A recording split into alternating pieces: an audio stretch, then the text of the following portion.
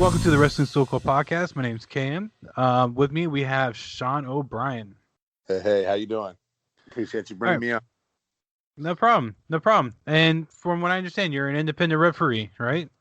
That is correct. Yeah, I am an independent pro wrestling referee, and I work for, I've lost count at this point, but I know it's somewhere around 15 different companies, like, regularly. So, Wow. yeah, I keep myself busy. What are some of the companies you work for Well, I have or worked. have worked for? Well, currently I'm at IWA Mid-South every week, which is, a prestigious promotion as far as, everybody you see in WWE right now has been at IWA Mid-South at some point, or not everybody, but, most of WWE's roster. That's my home. That's one of the places I started. Some other places, Paradigm Pro Wrestling, Game Changer, ICW No Holds Barred. Those are probably the biggest companies I'm working for. Well, no, Glory Pro. I work for Black Label Pro, but we haven't had a show since the pandemic and everything. Wow. So hopefully that comes back soon because Black Label Pro was killing it before the pandemic. Let's see, WrestleMax in St. Louis, the Unsanctioned Pro. I'm going to forget people. So No, you're good. I actually think we talked with someone from both IWA and Game Changer, Braden Lee. Okay, yeah. Braden's my guy. Yeah, I love Braden. Yep, straight brazy. There's a guy he wrestled. I can't remember it was like a devil character, like his nickname was Devil or Demon or something like that, and he's the title holder. I don't know if it was IWA Mid South. No, that wasn't at IWA. That was Fight Forever, I believe, maybe. But you're talking about Shane Mercer, the Iron Yeah, that guy. Yeah, man. And that match, like when it got announced, it was so crazy just because like those two are almost like somewhat carbon copies of each other. I don't think Braden is quite as strong as Shane is. Mm-hmm. Shane Mercer actually got himself in Sports Illustrated for picking up bleachers and using them as a weapon one time. Wow. So that guy is ridiculous, man. Like, yeah. I've met both those guys through IWA Mid-South, but Shane is now starting to kind of get himself out there, and he's doing a lot of stuff for Game Changer and stuff. But yeah, man, that guy's crazy. That's what Braden was saying, and one of the things I mentioned to Braden, I'm like, your build, you look like Pac. You just run with that. Oh yeah. Yeah, absolutely. And he can fly and do all that crazy stuff too. Mm-hmm. So, yeah, man, he's got a beautiful shooting star press. That's what I told him. It was very clean. It was very much like he referenced Matt Seidel as one of his inspirations, and it's very clean like Matt Seidel's. Absolutely, yeah. Yep, I agree. And we got talking about Billy Kidman and how Billy Kidman looked like he almost killed himself a couple times doing it. Oh my God, yeah. Or the time that Brock Lesnar almost actually did kill himself. Yeah. So, okay, this is a little off the beaten path a little bit, but one of the things I saw him with the interviews, like he used to pull it off a lot in like OVW, but he didn't account for the fact that he was going to be tired when he went to do it during WrestleMania. Exactly. And whoever told him it's a good idea that a 6'5", 300-pound guy should be doing a shooting star press definitely should not be telling him that. No, agreed. He is entirely too big to be trying to do all that. But he don't have to. However, I have seen some really big men do some really beautiful flips. So one of them that I can think of, Congo Kong. I've seen him pull out a moonsault before. Yeah. And like, whoa. Calvin Tankman, he'll pull out a moonsault from time to time too. Both those guys are huge guys. So yeah. And this is more WWE. I can probably say that I think Keith Lee could probably pull it off as well. But I'm pretty sure he used to in the Indies. I think he used to do stuff like that in the Indies, but you know how Vince McMahon is. Oh yeah, no, I get you. Sometimes the guys like that they really don't need to. No, yeah. But okay, so when you got into the business, were you looking to become a referee, or were you looking to become a wrestler and then change to referee? Okay, so it's kind of an interesting story because I was telling you off air, I grew up in Louisville, Kentucky, right? And wrestling is super rich in this area. I was just barely too young to grow up in the Memphis era. You know what I mean? Going to, I mean, not the Memphis, but the, oh crap, the OSWA at the Louisville Gardens. Right. I was just barely too young to do all that. But I did grow up watching OVW all the time. You know, it came on TV on Tuesdays on the, local access channel and all that stuff. So grew up watching OVW, loved OVW. I would actually catch the Saturday reruns on on the Okay. access.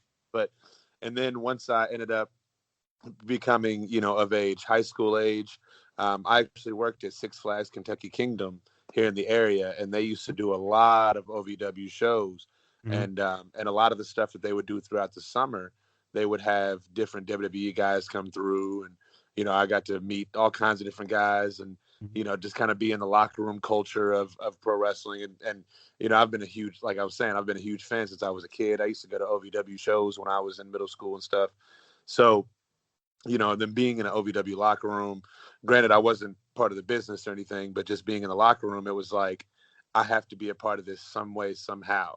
But at that point in my life, it was, later high school, probably junior, senior year-ish. Mhm. I had already been so immersed in doing music because that was actually kind of my first, I guess, passion. I loved wrestling, loved watching wrestling, but I used to be in any and every kind of chorus, growing up, whether it be church, the Louisville Youth Choir, which is a professional choir here in the area. And then also too in high school, I actually sang in an R&B group, and we used to write original R&B music and, and all that stuff. So, and then even into adulthood, I started writing R&B and hip hop on my own. And I was kind of, trying to venture on that path, on that dream, see if it could work. And so that's why wrestling didn't actually enter my life until later in my life. Mhm. And as I was saying, at Six Flags, I had, thoughts and dreams of possibly maybe, I could do this. I could be a wrestler. Like, this is awesome because Mhm. I played football in high school. I did theater. And I literally saw wrestling as kind of like the perfect merger of both of those, of athletics and, theater. And so I had to be a part some way. Um, and so, but like I said, it kind of took a backseat to the wrestling. I mean, Mhm. or to the wrestling kind of took a backseat to the music, Mhm. um, until I had got an opportunity with a kind of an entry level, I guess, promotion here in the area, where a lot of guys, kind of were breaking their teeth and stuff. And Mhm. it wasn't quite like IWA or OVW, but one of those kind of feds. And and I actually had a family member who was a wrestler with this company, and so I started showing up with him, and lo and behold, pretty much one day they threw me a referee shirt and gave me an opportunity. Um, and then what's funny is that actually that promotion had actually closed down, and so I was like, okay, I guess the wrestling dream isn't for me. Still had some things going on musically, and so I was still, trying to make that dream work. Was starting to open for some pretty big name artists and stuff, and was thinking that I might have had things moving in a Mhm. certain kind of direction as far as the music goes. Right. Then I had got an opportunity to referee on a benefit show, and I had met two different people at that meeting who really kind of like, you know, um, pretty much let me know that I have some potential to grow. Mhm. I have potential to grow, of course. Right. Still have potential to grow, but I had potential, and that if I took it seriously enough, then there may be a spot, for me in the professional wrestling business, not just any company per se, but just because like the I there was one conversation I had specifically at this benefit show. It was with a guy named Max Recon, Mhm. who is one of my favorite referees to watch. He's also one of my closest friends in the business and out of it. But Nice. Max Recon, he actually, me and him had a conversation, and he was basically letting me know how at that time period, this is probably 2016, 17-ish, there wasn't a whole lot of referees taking it serious. It was a lot of like wrestlers transitioning, or, guys training to be wrestlers who were just kind of being referees at the time until they got their opportunity to and then there was a couple of referees in different areas that took it serious. But for the most part, in our area at that time period, there really wasn't a whole lot of people taking it that serious Right. and who were consistent and, and all that stuff. And so that was when I was kind of like, okay, cool. This is what I want to do. You know what I mean? And then that's when opportunities with IWA Mid-South opened up, which then led to me hopping in cars, which then, everything just kind of snowballed. And 4 years later, here I am. So at first, I definitely wanted to be a wrestler, of course. We all want to be in the spotlight. But once I kind of had, my I was cool with what I was doing over here musically. And then the refereeing came into my life, and it was my way into the business. I just wanted a way in. That was my original goal, was I just wanted a way in. And refereeing was kind of my way in. And then I became, somewhat decent at it. I like, people compliment me all the time, and I love it and I appreciate it so much, but I'm the worst about complimenting myself. So, a lot of people are. A lot of people are. I start to get more decent and stuff like that. Then I'm kind of like, okay, cool. This is what I want to do. And now it's pretty much my entire life, man. Like, every weekend I'm somewhere else. You know what I mean? And I guess that's like the positive side of doing it. You're always venturing around. Yeah. There's actually a couple things you mentioned that I want to kind of jump back to a little bit. So you said you play high school football. What was your position there? I played linebacker, and then I also played left guard. I was a smaller left guard, but what do you mean by smaller left guard? Just because, in high school, I was actually quite skinny, but my body was built kind of stockier, I guess. So I felt like I was a smaller left guard compared to some people, because that's offensive line, so big boys. Right. Yeah. Well, and so I did play football in high school as well. At the time, I was always taller kid, so going into high school, 14, 15, I was already 5'10", but nice. I wasn't necessarily thick build, but because I hadn't really played football that much, so I bounced between mainly linebacker and defensive end, because that's my build, honestly. Yeah. Except for when our center got hurt, then they're like, okay, well, you know how to long snap, so you're gonna have to be a center now. Like, all right, cool. Let's do this. Right. And I was the same way. I didn't really have much football experience going into it, so that's why I really didn't play a whole lot. But I played from freshman year on through junior year, and then senior year I was starting to get more what's the word? I guess bigger opportunities, better opportunities in the theater. And so I kind of had to make a decision, which one I kind of wanted to do more.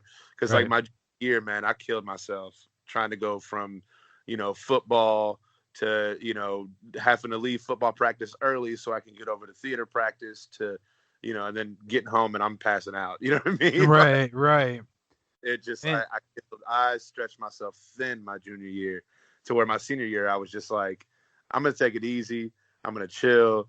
And then my senior year, I got some really cool opportunities as far as theater goes. Like probably like the highlight of my, I guess, of all of that was I got to play Atticus Finch in To Kill a Mockingbird. And wow. So, yeah, man, that's awesome. I mean, jumping between those type of things, you're kind of intertwining with two different types of cliques at that point. So you probably became well known within the school at that point. Oh yeah, I was all over the place, man. Like, and also too, I was also going to, because I actually had moved cities halfway in between my high school career. Granted, it was just across the bridge, because I ended up moving across the bridge over to Jeffersonville, Indiana, which is literally right across from Louisville. That was where I ended up graduating. But I was still going back and forth from, where I go to school here in Indiana over to Louisville, because I was still doing stuff with the R&B group that I sang in. And so I was, I was really all over. Man.